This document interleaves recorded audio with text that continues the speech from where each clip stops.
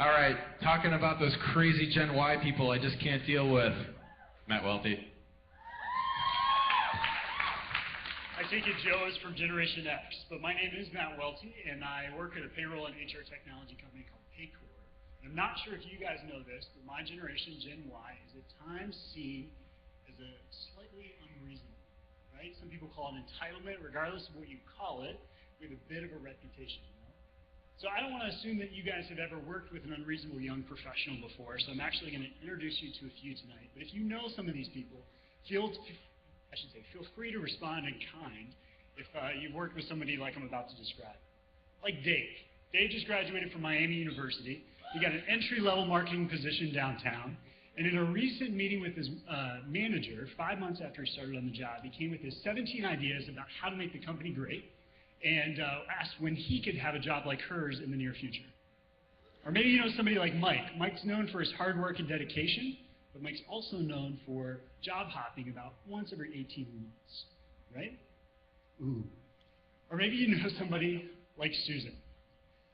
Susan is up here because of her recent accomplishment. She is actually a big people pleaser and has managed to cut down the time in between asking her boss for feedback to 20 minutes. Only every 20 minutes. These are some of the ways that Generation Y has been described lately.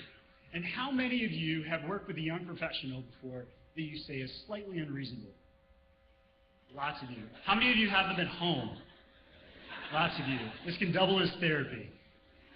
Given our reputation, though, it's no wonder that employers hesitate to hire young professionals. It's my belief, though, and yes, I'm biased, that YPs can be some of the most highly productive, high-performing employees in your company if leveraged correctly. And I say leveraged, not catered to. But where companies do struggle is when they rely solely on the strategies that have worked well in the past but are not a good fit for Gen Y. Gen Y does need new strategies. And so what's a good way to start with this? How can you get these guys to be some of the best assets in your company? One way to start is by looking at why you think they're unreasonable in the first place and use that as the point that you're going to start to bring them into the business. So if you remember our three people, think about Dave. Now, Dave showed incredible lack of tact and acknowledgement of office politics when he talked about having his boss's job just 5 months after starting with the company. But Dave's aspirations are good, right? So even though his approach is unpolished, we can leverage the fact that he wants to move up quickly. Give Dave a career path. Make sure he remains challenged in his current role, right? If Dave knows that there's a future for him at the company, if he performs well, he stays engaged, and we get to cater his training in a way that benefits both Dave and us. Or maybe there's Mike. Mike doesn't realize that job hopping looks a lot like this to all of you, right? He thinks he's doing himself a favor because he's seeking out new opportunities and learning experiences. And really, he doesn't know that when everyone looks at job hopping, they see someone who's unreliable and fickle. Mike needs a learning plan and a way to track the fact that he's actually getting new experiences and opportunities where he is today. And this lets you, the organization, tailor his learning in a way that's going to benefit him in the long run. And remember Susan. She's kind of our quintessential example of how Generation Y needs constant communication.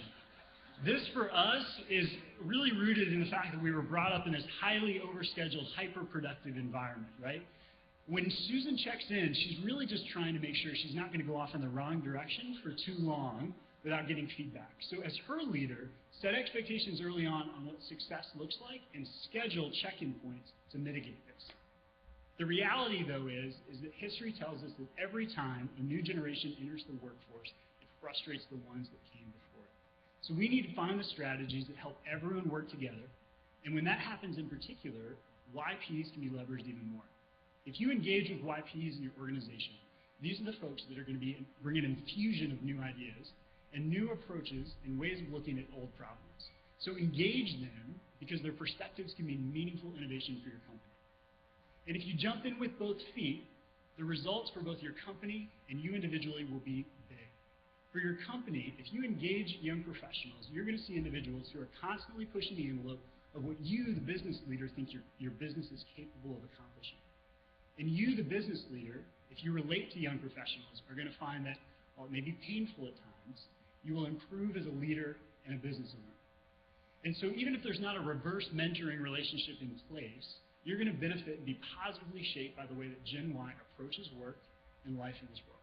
So this, Cincinnati, is truly why I think we need to heap money and time and effort on hiring our most positively unreasonable young professionals. Thank you.